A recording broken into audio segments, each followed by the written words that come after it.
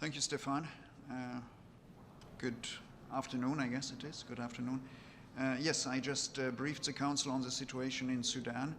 You know, we have had exciting weeks in the country.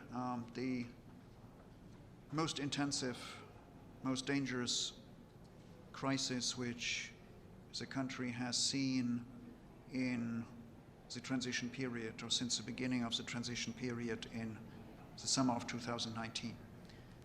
This included a military takeover on 25 October, followed by intensive, actually ongoing protests in the street, a number of mediation efforts, mainly by domestic actors, which we as UNITAMS try to facilitate and coordinate with as far as possible, and an agreement 4 weeks later to release the Prime Minister from house arrest and allow him to resume his functions. This agreement of 21 November has not ended the crisis. It is basically a way station on what hopefully could be a way back to constitutional order.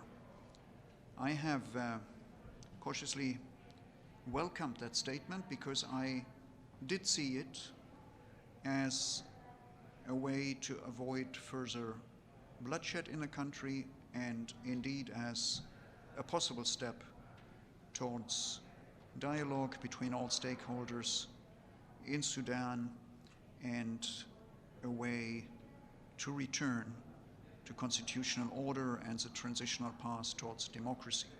I do realize and I do appreciate that a substantial part of the political forces in the country do reject this agreement between the Prime Minister and the head of the Sovereignty Council, General Burhan, for different reasons, mainly because they fear that it would enshrine the control of the military over the civilian government. And my response to the criticism is, I mean, aside of saying that criticism is legitimate and should be legitimate, and let's talk about how we see the situation, is that what now is needed are confidence-building measures to convince particularly the domestic public that Sudan is actually on a way back to the transitional path towards democracy and towards constitutional order.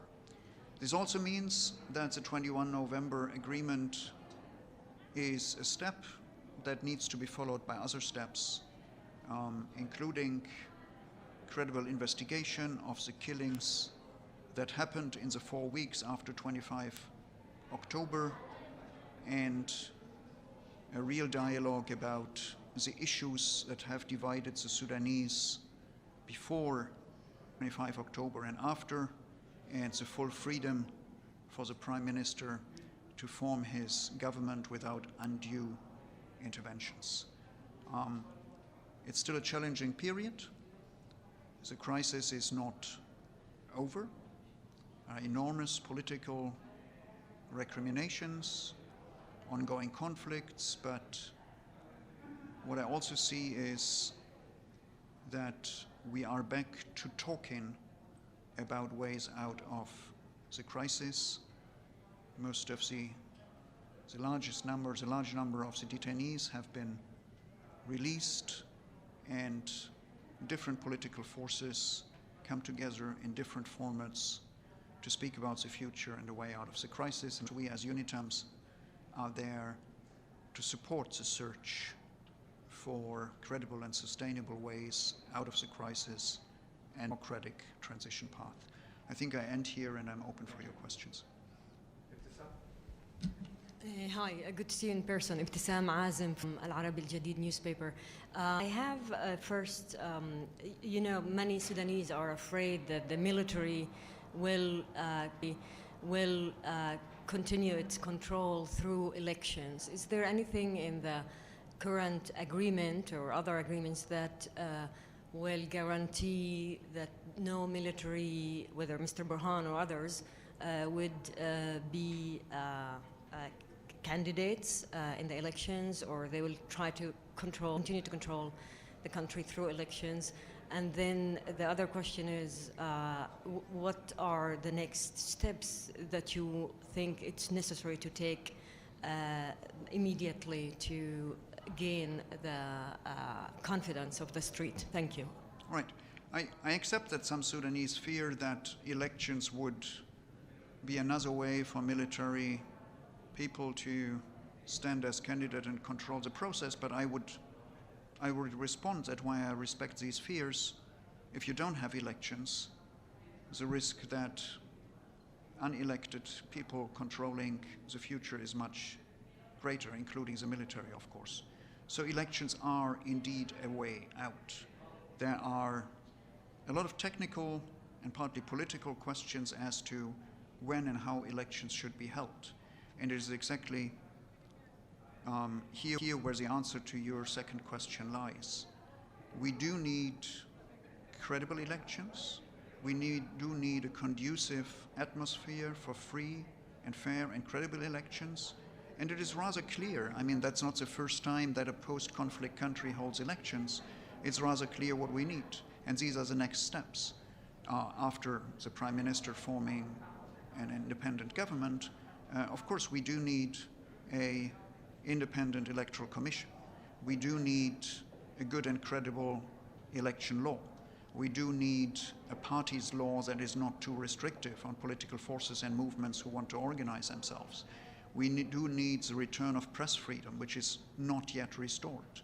We need a lifting of the emergency status if you want to have parties and movements organize themselves and compete freely in an open political space.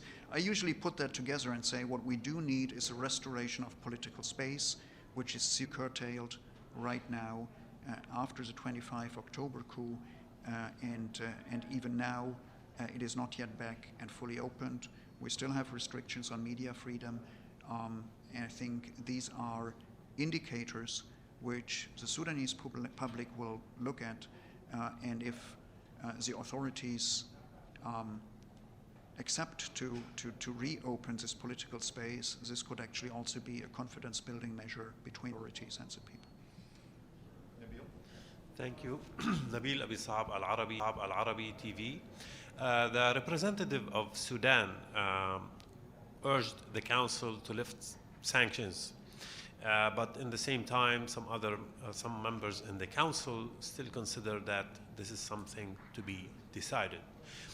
What do you think about the sanctions on Sudan? How significant is the impact of the sanctions, and how urgent do you think the sanctions issue should be addressed by the council?